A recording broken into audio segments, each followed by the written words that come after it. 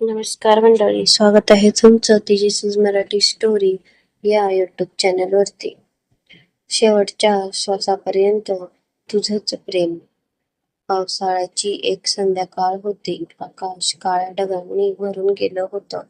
रस्त्यावर पावसाच्या सरी कोसळत होत्या आणि कॉलेज सुटल्यानंतर प्रत्येक जण घरी जाण्याच्या घाईत होता. त्याच गर्दीत आरव आपल्या जुन्या बाईकवर बसून कोणाची तरी वाट पाहत होता. तो वारंवार मोबाईलकडे पाहत होता. अजून आली नाही, कुठे राहिली असेल. तेवढ्यात कॉलेजच्या गेटमधून एक मुलगी धावत बाहेर आली. पांढरा ड्रेस, हातात निळी छत्री आणि चेहऱ्यावर पावसाच्या थेंबांसोबत एक सुंदर हस. ती होती सई. आरवने तिला पाहिलं आणि त्याच्या चेहऱ्यावर नकळत हसू आलं. सई जवळ येत म्हणाली, किती वेळ वाट बघतोस माझी? आरव हसत म्हणाला, तू येईपर्यंत वाट बघायला मला आवडतं. सईने त्याच्याकडे पाहिलं आणि मी उशिरा आले तर? आरव म्हणाला, मग आयुष्यभर वाट बघेन. सई काहीच बोलली नाही, फक्त हसली. पण त्या एका हसण्यात आरवला त्याचं संपूर्ण आयुष्य दिसलं होतं. आरव आणि सईची पहिली भेट कॉलेजच्या पहिल्या दिवशी झाली होती. आरव साधा मुलगा होता, मध्यमवर्गीय कुटुंबात आलेला. वडिलांचं छोटंसं दुकान होतं आणि आई घर सांभाळायची. सई मात्र श्रीमंत घरातील मुलगी होती. तिचे वडील शहरातील मोठे व्यापारी होते. दोघांचं जग वेगळं होतं, पण प्रेमाला कधीच जगाची पर्वा नसते. एक दिवस कॉलेजच्या कॅन्टीनमध्ये सईचा मोबाईल टेबलवर राहिला. आरवने तो उचलला. तो तिला मोबाईल देण्यासाठी धावत गेला. सई मागे वळली. काय, तुझा फोन? "हो."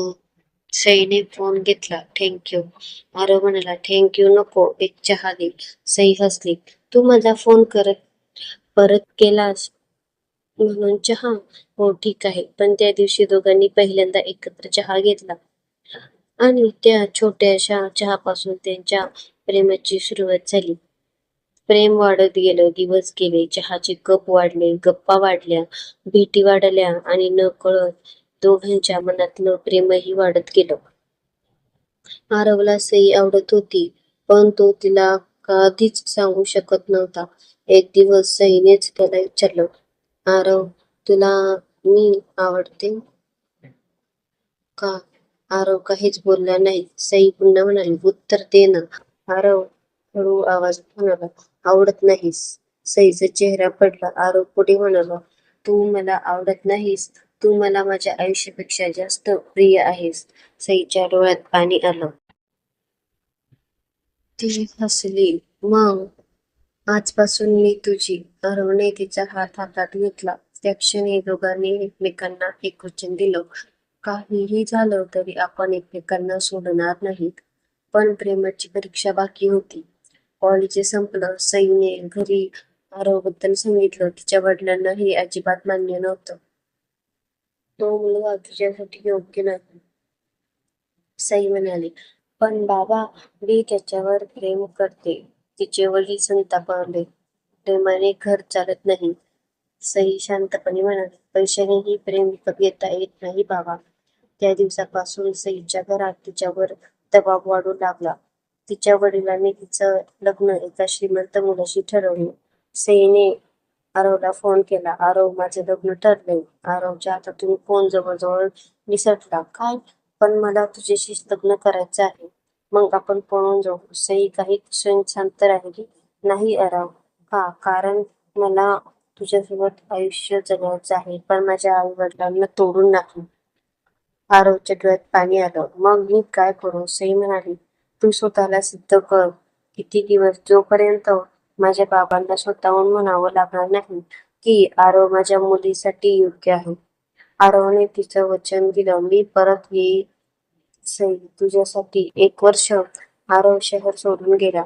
त्याने दिवस रात्र मेहनत केली. छोट्या नोकरीपासून सुरुवात केली. अपमान सहन केला. पण सईची आठवण त्याला रोज ताकद देत होती. दर रविवारी तो सईला फोन करायचा. कशी आहेस? ती म्हणायची, तुझी वाट बघते. मी लवकर येईल. मीही. पण एक दिवस सईचा फोन बंद आला. पुन्हा केला, बंद.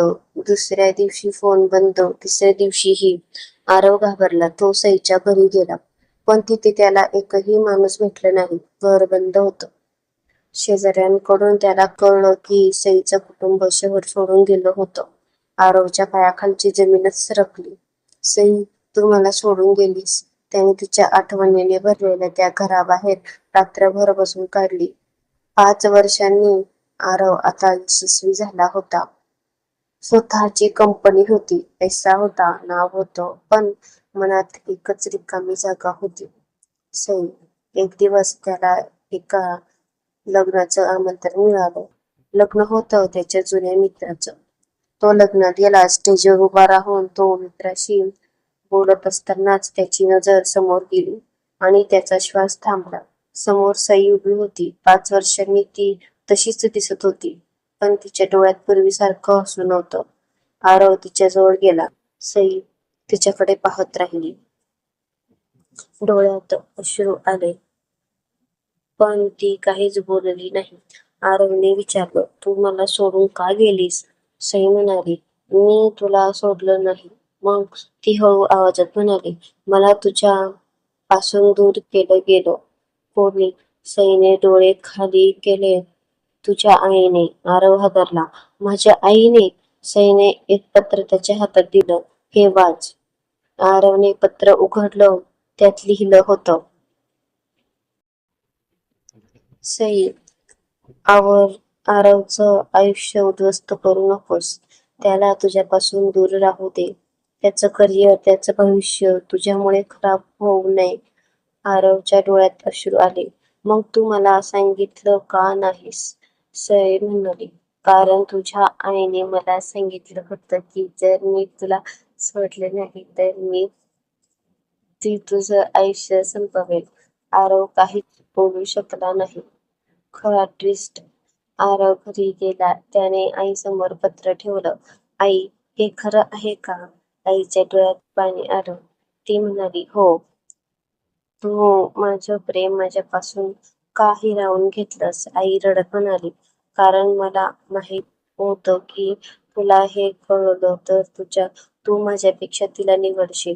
आरव शांत झाला. आई पुढे म्हणाली, पण मी चुकीचं होते का? कारण 5 वर्षात मला समजलं, मुलाला श्रीमंत बनवणं सोपं आहे, पण त्याला आनंदी करणं खूप कठीण आहे. ती सईच्या घरी गेली. सईच्या वडिलांसमोर उभी राहिली आणि म्हणाली, तुमची मुलगी माझ्या मुलावर प्रेम करते. माझ्या चुकीमुळं त्यांचं आयुष्याची 5 वर्ष गेली. आता त्यांना वेगळं करण्याचा अधिकार ना तुम्हाला आहे ना मला. सईचे वडील शांत होती. काही क्षणांनी त्यांनी आरवकडे पाहिलं. तू अजूनही माझ्या मुलीवर प्रेम करतोस?